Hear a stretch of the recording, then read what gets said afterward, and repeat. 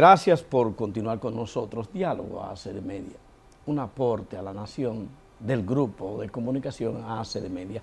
Cristóbal Rodríguez, ¿qué es la Constitución para empezar por ahí y hasta dónde es de interés para la ciudadanía poder dedicar su tiempo a un diálogo como este sobre la Constitución?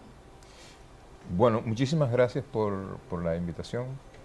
Estoy muy honrado de participar de este diálogo, sobre todo con dos colegas del aprecio y de las competencias de Cándido Simón y de Julio Curi.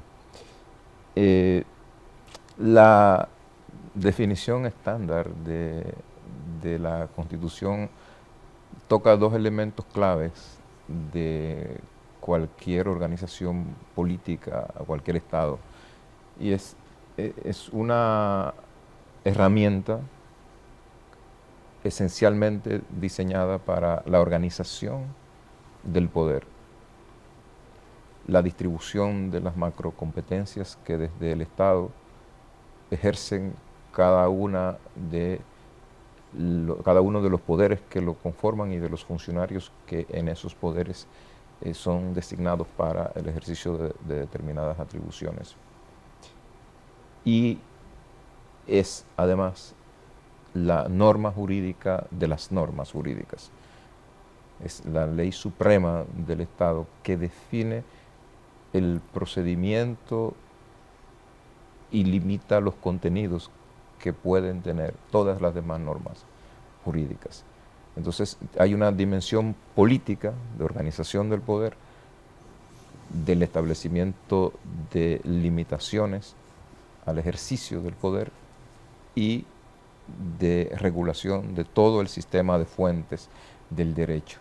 Yo creo que eso es mucho más en términos de su relevancia y de su trascendencia de lo que habitualmente la gente suele pensar cuando piensa en la Constitución. Por eso creo que nunca es exagerado el diálogo, la conversación, la discusión alrededor de las cuestiones que tienen que ver con la Constitución, no solo de la República Dominicana, sino de cualquier país. Está en el centro de toda la vida política y jurídica. En ocasiones, Cristóbal, se plantea la necesidad de promover la Constitución, de que los ciudadanos conozcan la Constitución. Y yo pregunto, ¿conoce poco o conoce mucho la gente de la Constitución de la República? Yo creo que en general poco. Sin embargo, también creo que cada vez más. Es decir, nosotros en el país dimos un salto importante en el relacionamiento ciudadano con la Constitución en el contexto del proceso de reforma que culminó en el año 2010, el 26 de enero. Yo he dicho muchas veces, y lo repito ahora, que uno de los aspectos más relevantes de ese proceso fue el proceso como tal, porque tal vez desde el año 1962, esos meses en que se discutió la llamada Constitución de Vox, aquí no habíamos tenido otro escenario de tanta trascendencia en el debate constitucional, con una diferencia. En el proceso que culminó en el 2010, tuvimos más de 3 años y medio en una discusión cotidiana, prolongada en el tiempo y llevada a los 158 municipios del país, que involucró a casi todos los sectores sociales, políticos, económicos relevantes. Podemos discutir sobre la medida en que el resultado reflejó las propuestas, pero el hecho cierto es de que aquí las generaciones que estamos vivas ahora y que crecimos después de los años 70 no habíamos visto nada parecido. Yo creo que eso marcó un giro importante.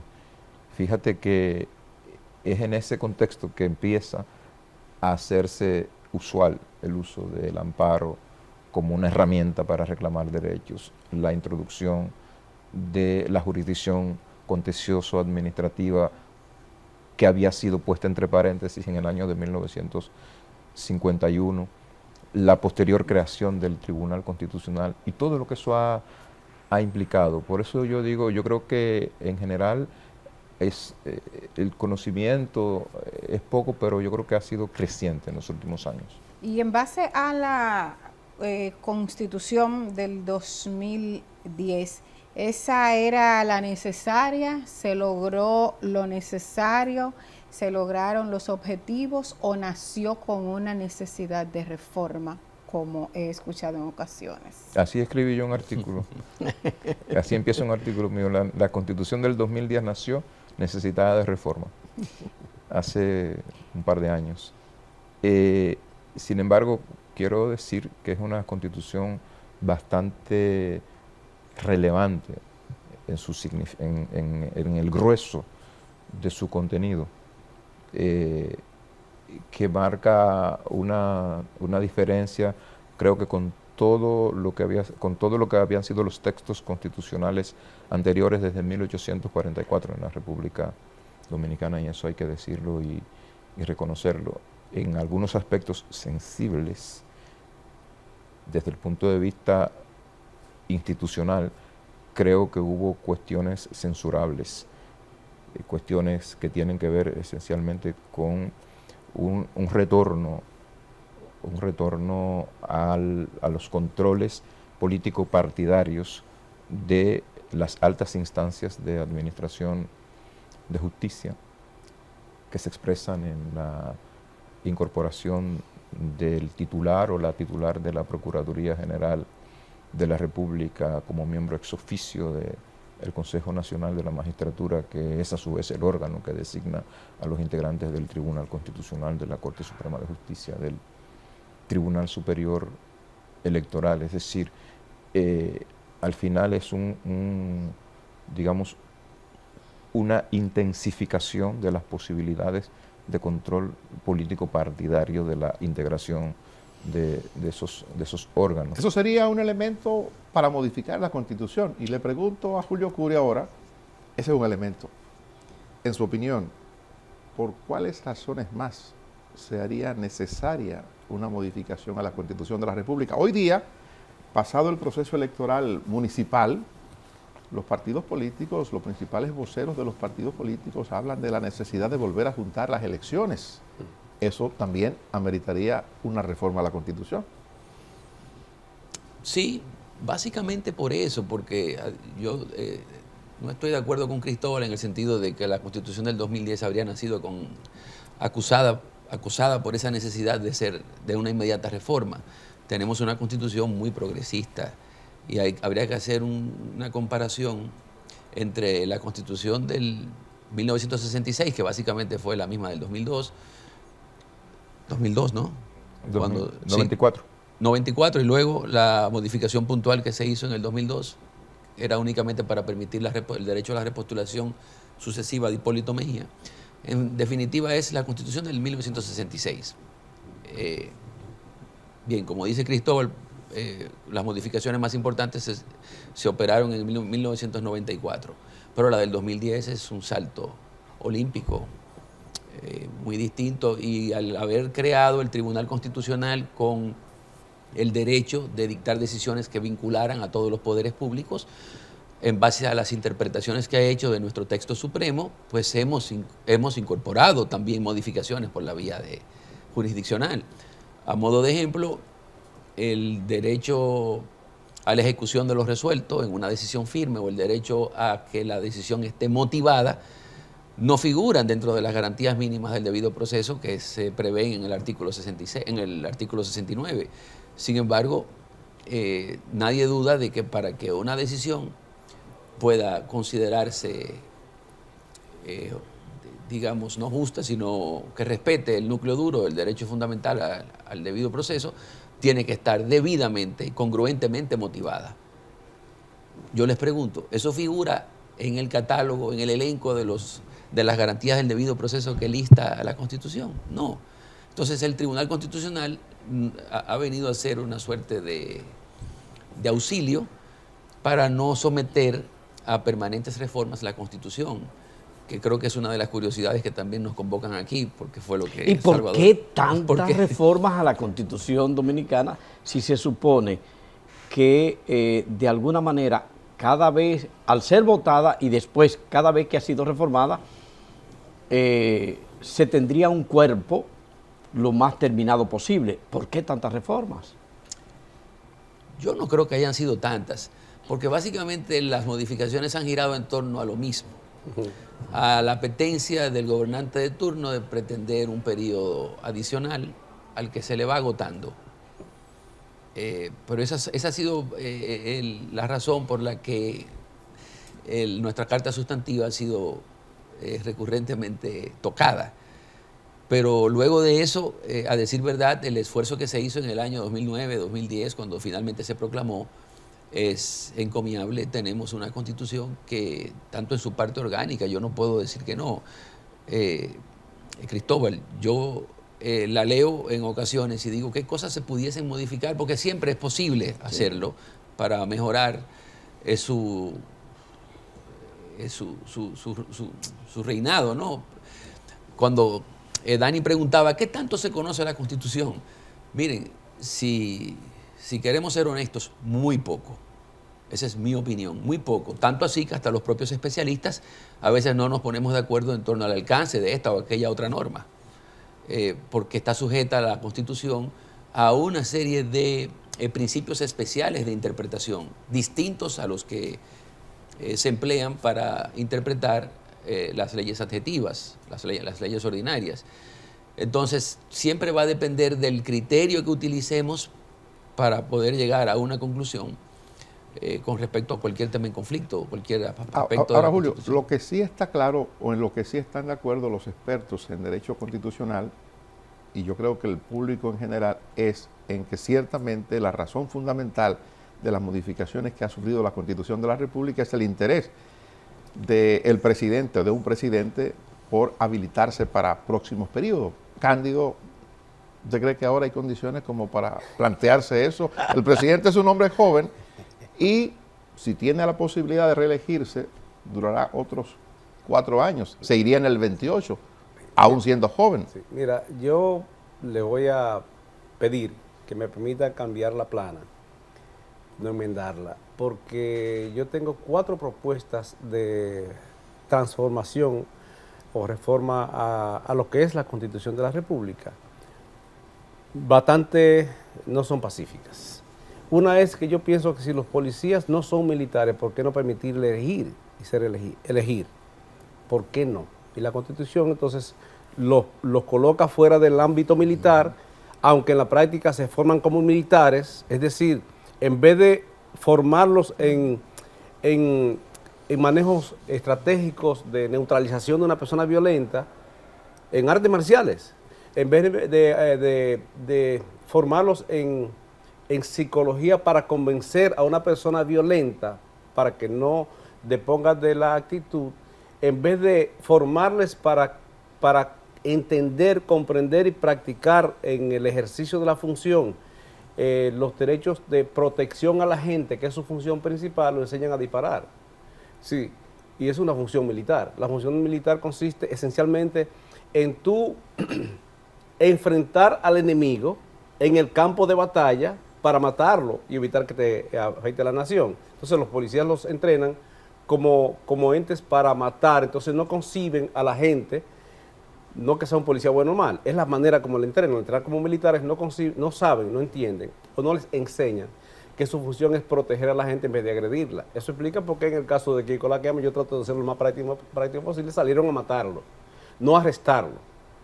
Ya, no digo que sea bueno o mal, lo que digo que está mal es que tú formes a un policía como militar, entonces en la Constitución particularmente lo tratas como tal y entonces le prohíbe elegir a sus presidentes, que muchos países de América Latina tienen la capacidad, la facultad de elegir. Es una de las cosas que yo propondría. Otra de las cosas es recomponer, llevar más jueces al tribunal, al Consejo Nacional de la Magistratura y menos políticos, sin denotar los políticos.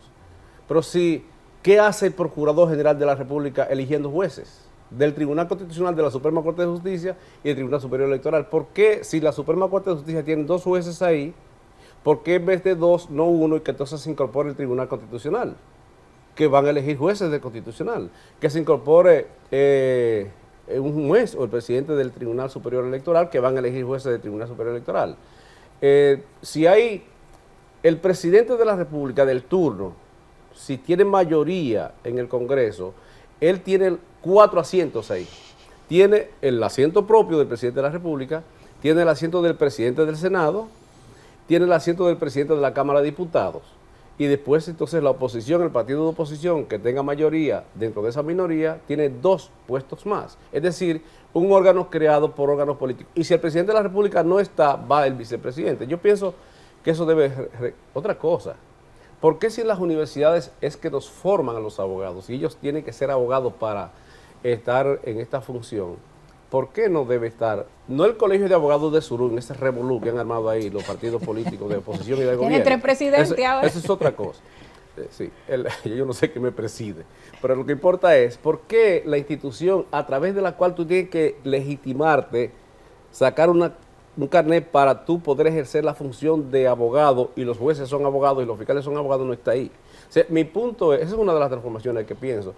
¿Qué hacen, qué sentido tienen la gobernación locales de la provincia? Si a raíz de la ley 176 sobre municipios, los alcaldes, los ayuntamientos son el gobierno local. Ahora, o sea, Cándido, para perdone, lo que importa perdone, a todo eso perdone, sí. Cándido, ¿usted no cree que es muy cándido pensar que quien tiene el poder político solamente lo va a utilizar para hacerle caso a ese tipo de planteamientos que usted hace, que son atendibles, que tienen mucha lógica, mucho sentido, cuando promover una reforma a la Constitución de la República implica que quien tiene el poder político en el momento tiene también que expresar sus deseos? Yo que deseo, los míos que quieren. Tú sabes que cuando yo venía hacia acá, venía leyendo el Cándido de Voltaire, y recuérdate que el único cándido que hay en este escenario soy yo. Permíteme ejercer mi candidez. Ya. Sí, ayúdeme ahí. Yo tengo un amigo, tú sabes que le hubiese dicho, ¡qué cándido! Tú sabes que de nosotros 3, los especialistas en el tema constitucional y en el tema de interpretación constitucional y de procesar constitucional son ellos, son Julio y Cristóbal. Yo lo que soy, yo estudié Derecho Constitucional, yo no soy constitucionalista. Ahora, dentro de ese contexto me proclamo formalmente ignorante, y tú sabes que la ignorancia es atrevida, por eso yo me atrevo a hacer esa cosa. Ahora, con el tema de la reelección, te lo voy a decir derecho. Yo, igual que Correa, que fue presidente de Ecuador está vuelto un desastre ahora, igual que Correa, que fue un jurista, es un jurista de muchísima talla, lo disfruté cuando él asumió la propia representación en ocasión de un proceso que hizo contra un director de un medio de comunicación. El discurso político, el discurso jurídico que sostuvo ahí, parecido al de Sánchez, que hizo su defensa, y el de Fidel. El punto es que yo no creo que la reelección sea mala en sí misma. Eso es una hipocresía, porque la reelección es mala para los demás, pero todos los alcaldes se quieren reelegir y se repostulan, todos los directores distritales, todos los diputados, los legisladores. Entonces resulta que el presidente de la República no se puede repostular. Ahora bien, eso es una hipocresía. Entonces resulta que cuando son presidentes, y eso incluye los últimos 2 anteriores, Hipólito y Danilo, y el propio Leonel convocó a través de los senadores hizo una convocatoria implícita de 1 millón 2 millones de firmas. Y las consiguió, supuestamente. Bueno, las consiguió. Era para repostularse, para rehabilitarse. Y finalmente en el 2010 logró eso. Lo que sí importa posteriormente logró eso. Lo que sí importa retener es que reelegirse en sí mismo no es malo. Si usted es un buen funcionario, ¿para qué cambiarlo? Ahora bien, como ese tema lo han estigmatizado políticamente, pues yo pienso que lo correcto es el sistema que tenemos. 2 postulaciones, no solo 2 reelecciones, no, 2 postulaciones. Te postulaste, ganaste, te postulaste a la presidencia de nuevo y no ganaste, dejémoslo hasta ahí. O ganaste con 2 y nunca más, suficiente, porque 8 años son suficientes, y 4 evidentemente 4 años no bastan. Entonces 8 debe ser suficiente. Yo pienso que ese método correcto. Y discúlpame, con el tema de la separación de las elecciones, entre los municipales, los congresuales y los presidenciales, yo sí creo que deben mantenerse así. ¿Saben por qué? Porque cuando tú como aspirante alcalde de, qué sé yo, de la Isabela de Puerto Plata, que vengo justo de allá,